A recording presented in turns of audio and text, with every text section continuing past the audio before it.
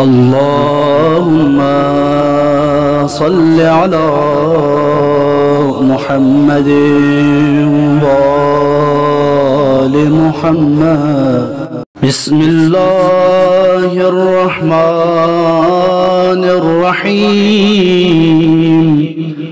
اللهم لا تخذلني فيه لتعرض معصيتي، ولا تضربني بسياط نقمتك،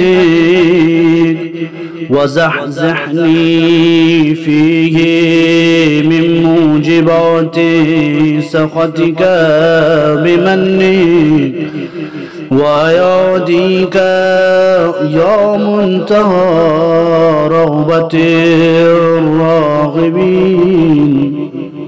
اللهم صل على محمد وآل محمد.